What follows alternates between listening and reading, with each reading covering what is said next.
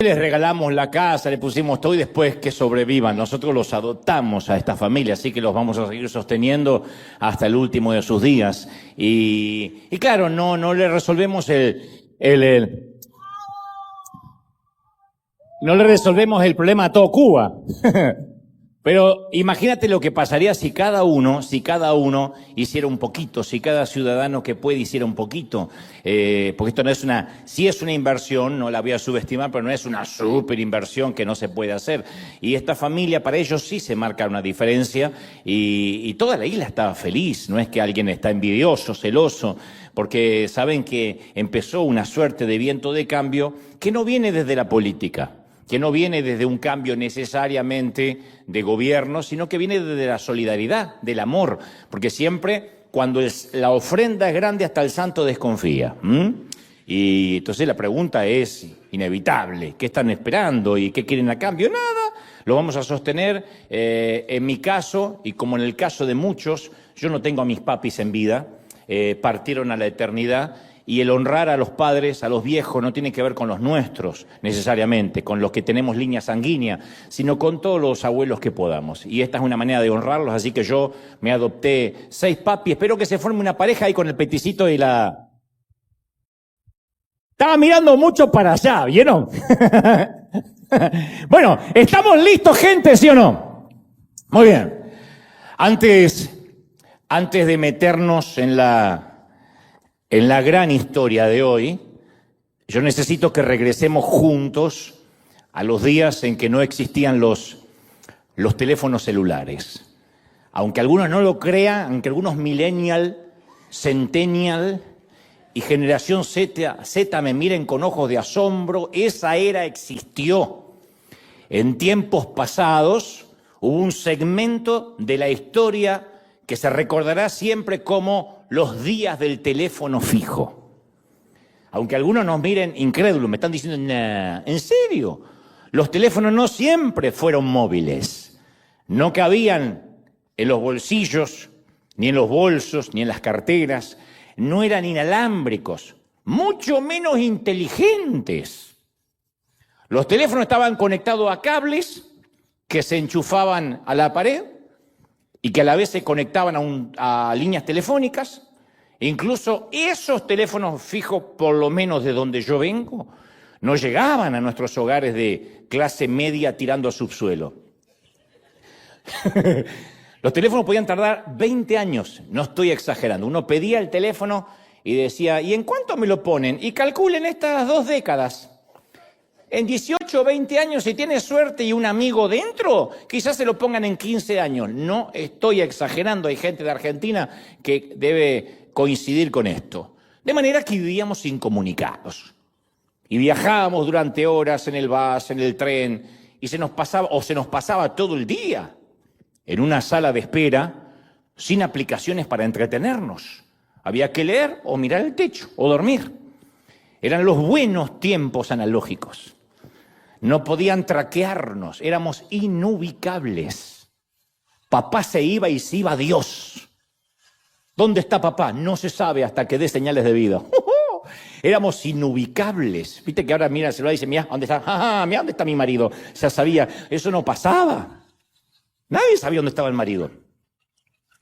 Y mi pequeña historia introductoria ocurrió un helado invierno durante 1980 en Buenos Aires. Ese mismo año, 1980, para que nos ubiquemos en tiempo y espacio, nacía Ronaldinho, se estrenaba en los cines Superman 2, asesinaban a John Lennon, Jimmy Carter era el presidente americano por este lado del mundo. En Argentina todavía padecíamos los últimos rezagos de un gobierno militar de facto, un gobierno militar. Yo cursaba el 7º grado en ese entonces, el último año de la escuela primaria, en un colegio de un barrio de suboficiales. Y dado que no existían los celulares, y mucho menos internet, toda la comunicación de los docentes, de los maestros, con nuestros padres, era a través de un sencillo cuaderno de comunicaciones forrado en color rojo. A veces el mensaje era simplemente de la maestra hacia los padres como un recordatorio acerca de una fecha patria y la consecuente invitación para que no falten los padres al acto escolar. Pero en otras ocasiones era casi una sentencia de muerte lo que se escribía ahí. Y lo irónico es que los transportadores de esos mensajes éramos los propios sentenciados a morir.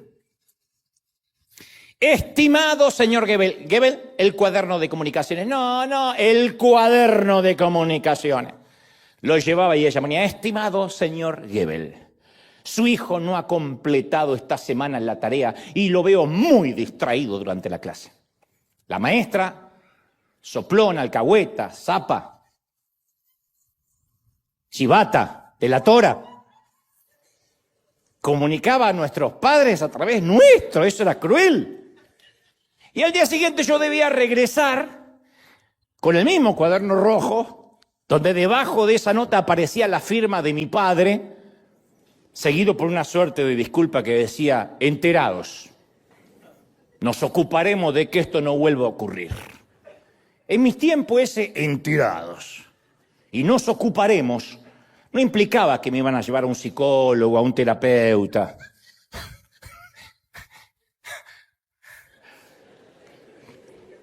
Pero llegó el fatídico día en que mi recurrente mal comportamiento, supongo que en 7º grado estaba pasando una mala temporada, hizo que la maestra escribiera en el cuaderno, necesito reunirme urgente con alguno de los señores padres de Goebbels este próximo miércoles a las 9 de la mañana aquí en mi aula en el colegio. Obviamente yo era el primero que leía la nota. Y apenas leí la nota se me ocurrió una grandiosa idea.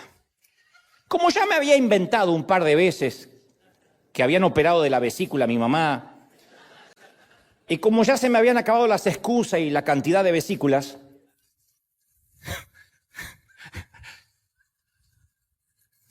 llegué a casa e imitando la letra de mi papá, escribí debajo de la nota, lo sentimos mucho. Yo trabajo todo el día y mi esposa está muy grave porque deben operarla de las amígdalas. Firmado Federico Goebbels, papá de Dante. Y lo llevé. Insisto, no existían los celulares. Era imposible corroborar la veracidad de la nota y mucho menos de la firma. Solo los mensajeros que transportábamos nuestra propia horca teníamos el único acceso a la verdad. La maestra leyó la nota. Dijo, bueno, que tu mamá se mejore, pero los voy a citar para la semana próxima. A la siguiente semana escribí, señorita maestra, la operación de las amígdalas resultó bien, pero descubrieron un bulto extraño en la panza. Así que no saldré del hospital este mes y no va a salir, y si esto se complica tampoco en 2 meses. Firmado, papá de Dante. Esta vez la maestra leyó la nota, me miró, volvió a leer, me volvió a mirar y no dijo una sola palabra. Yo sentí que había timado a la señora, que gané la partida. Incluso comenté mi picardía, mi astucia con el resto de los compañeros, chocamos los 5. Fui muy popular, al menos por 2 días fui muy popular. Fueron mis 2 días más felices de todos mis años del colegio.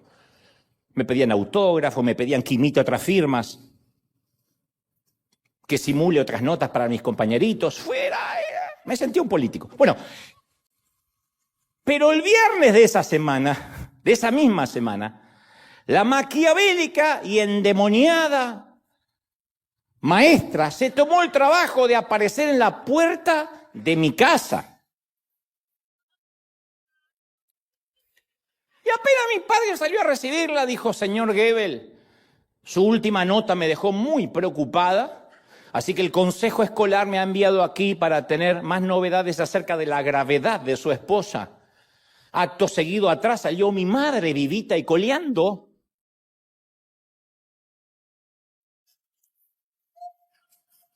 Y lo que vino luego, no quiere saberlo, ¿no?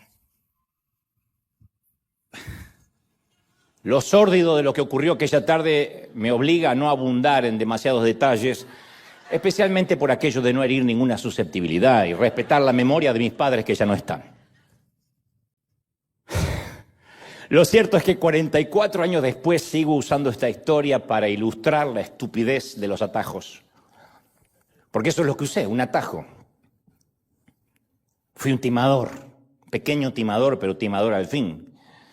Y en vez de enfrentar el camino honrado, cuesta arriba y más largo, agarré el ancho, cuesta abajo y deshonesto. Entonces todos en algún momento, porque me miran así como asombrados diciendo, ¿qué clase de líder tenemos? Todos, hasta de adultos, elegimos la ruta rápida y fácil. Y en vez de enfrentar lo inevitable, tomamos el asunto en nuestras manos y en un momento lo fregamos, lo arruinamos todo. Bueno, eso es lo que hizo el personaje, ahora sí, de nuestra historia grande de hoy, porque esta era la pequeña historia autorreferencial introductoria, pero la gran historia de hoy tiene que ver con alguien que hizo algo más o menos similar, se llama Jacob o Jacob para los amigos. Como te dije hace unos días, creo que hace un par de semanas, la historia de Jacob no es muy fácil de digerir, puesto que el tipo se portaba mal con mucha frecuencia. Y por otra parte, para todos nosotros su historia también es una suerte de alivio, porque también nos portamos mal con bastante frecuencia. Creo que Jacob fue, dicen los historiadores, el primer ancestro de los argentinos a nivel mundial. Porque si lo que estamos buscando es un héroe de película, Jacob no es nuestro chico, no es nuestro personaje. Era más bien un operador político, era un trepador, un lobista, un tipo que siempre se metía en líos, en problemas, en timos, en estafas. Pero si por el contrario queremos saber hasta cuándo Dios aguanta a un sinvergüenza, a un chapucero, a un granuja, a un bribón. Ninguno se siente identificado, pero yo sé que sí. Entonces necesitamos conocer esta historia. Los protagonistas de nuestra historia son beduinos. La tierra que los rodea es vasta, es accidentada, es el desierto. Rebeca le dio a Isaac, su esposo, un par de gemelos, Jacob y Esaú, gemelos. Y entre esos gemelos, en toda la historia creo que nunca ocurrió, pero aparece ahí en las Escrituras, hubo tensión desde el primer momento. Rebeca sentía en su útero literalmente como una pelea en un cuadrilátero de boxeo. Génesis 25-22 dice, y los hijos luchaban dentro de ella. No es una metáfora, no es una licencia poética, peleaban los gemelos dentro del útero. Hasta que ella una vez le rogó a Dios que le diera una explicación por qué tenía esa revolución en la panza. Y él le dijo, hay 2 naciones en tu seno y 2 pueblos se dividirán desde sus entrañas. Y un pueblo será más fuerte que el otro y el mayor servirá al menor. Parecía un jeroglífico, parecía una trivia, porque Dios le decía, sí, hay 2 naciones en tu vientre. Y ya se dividieron desde el vientre y la particularidad va a ser que el mayor sirva al menor, que era una cosa muy ilógica en los tiempos de Medio Oriente, te lo voy a explicar en apenas minutos. La cosa es que cuando llega el momento de dar a luz, el primero en nacer era pelirrojo, tenía todo el cuerpo cubierto de vello, Esaú. Luego nació inmediatamente, yo supongo que minutos después, su hermano Jacob, agarrado con una mano del talón de Esaú, que fue una premonición, porque Jacob empezó la vida tal como la iba a vivir, trepando a una posición mejor. Dijo, no me dejen, y lo agarró del talón al otro. La cosa es que ambos gemelos eran antagónicos, estaban en las antípodas, y así fueron transformándose en adultos. Supongo, especulo que se habrán peleado bastante durante niños, de adolescentes. Esaú era rojizo, peludo, inculto, no significa que los pelirrojos sean todos así. Esaú, bruto, tosco, ramplón, simple. Cuando eructaba era capaz de partir la mesa. El tipo era feliz, Esaú, persiguiendo a un jabalí, a un venado, o agitando una bandada de codornices o de pato. Ese era el básico mundo de Esaú. Y de acuerdo a la tradición judía, El padre de los judíos era el primero en nacer, el padre de todos los judíos. Él era el que merecía todos los honores, el primero en nacer. Pero Rebeca amaba y prefería a Jacob, a Jacob, que era más metro que sexual.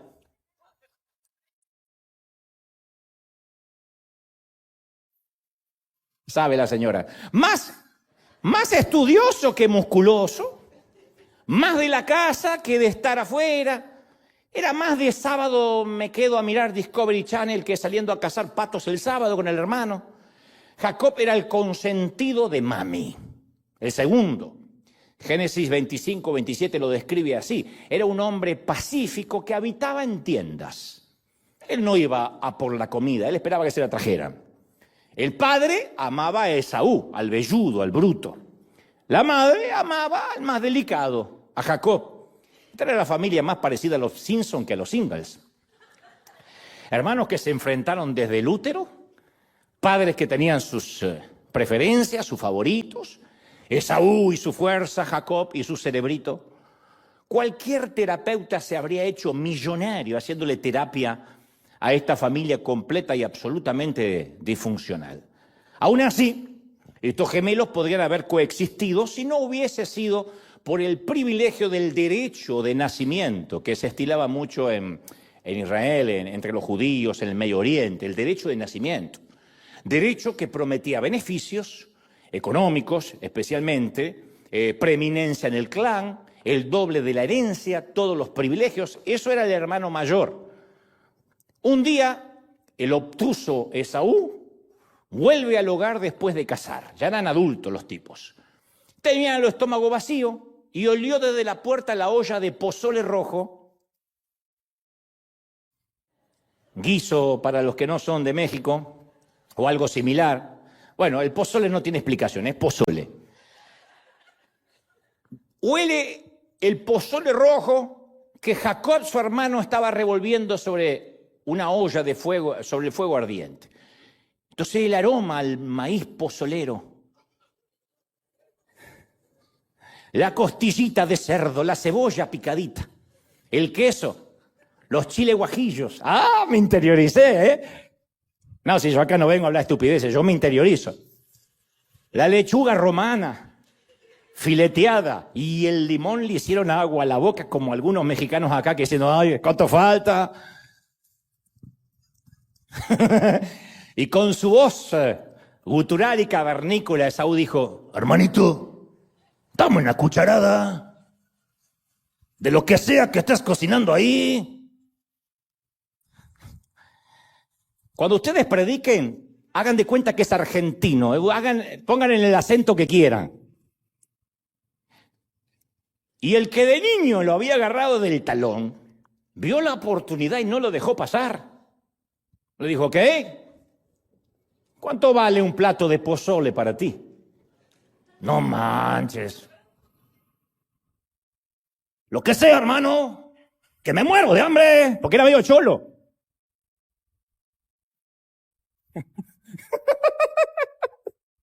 ¡Que me muero de hambre!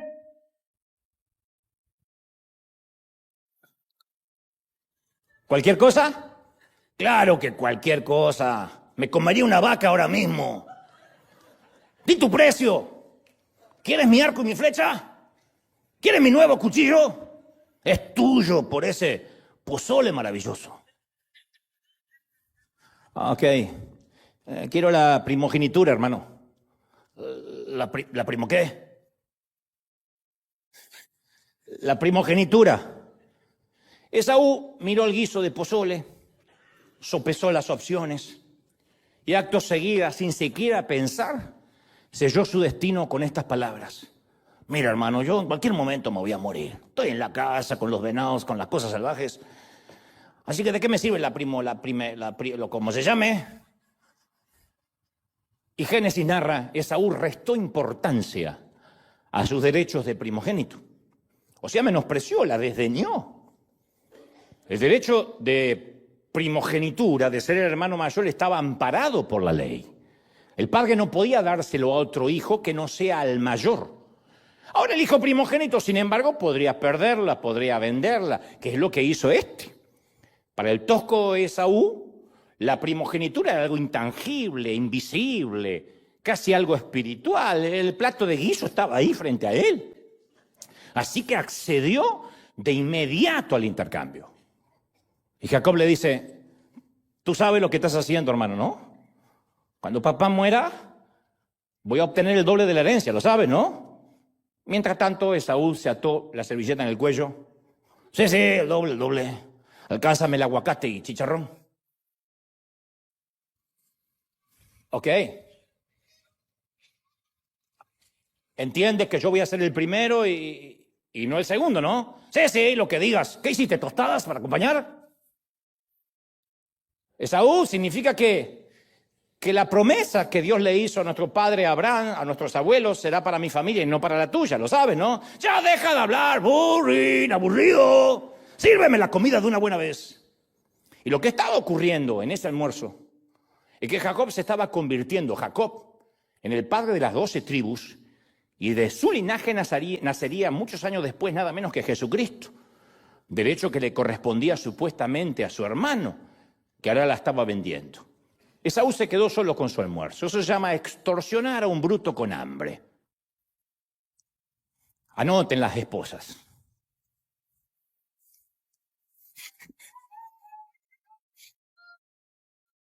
Extorsionar a un bruto con hambre. Los tipos con hambre no piensan. Los tipos con hambre no razonan. El tipo vendió su herencia por algo tan fugaz, tan nimio, como una comida que un día después iba a terminar en la letrina. Si ustedes dicen, vendió la herencia por un buen asado argentino, a lo mejor. Pero como el cerebro de Esaú se alojaba en alguna parte de su estómago, hacer esa estupidez le pareció justo. ¿Quién en su sano juicio cambiaría su herencia por un guiso, por un estofado? Alguien que, llevado por el deseo del momento, no toma en cuenta las consecuencias a mediano y largo plazo. A los pocos días el viejo padre Isaac, que estaba medio ciego, llama a Esaú y le dice, hijo, ya estoy viejo. Esaú, sal a preparar algo de comer. Un guiso, un estofado. Y de paso te daré la bendición de la primogenitura. Y la esposa de este anciano, o sea, la madre de Jacob, se le ocurre una idea para timar al viejo. Le dijo a su hijito preferido, he escuchado que tu papá le pidió a tu hermano que salga a cazar un jabalí y le prepare algo de comer y en el medio de la cena le va a entregar la bendición de la primogenitura. ¿Por qué no armamos un plan, congeniamos algo, preparamos nosotros una comida antes que venga tu hermano? Mirá qué lindo personaje era la mamá, ¿eh? Y tú te haces pasar por tu hermano mayor. Jacob le dice, ma, aunque papá tenga cataratas en los ojos, eso no significa que lo tomemos como un imbécil. Papá es viejo, no menso. Pero Rebeca le dijo, ¿tú confías en mí? Tu padre se lo va a tragar. Se ha tragado cosas peores que yo le he dicho.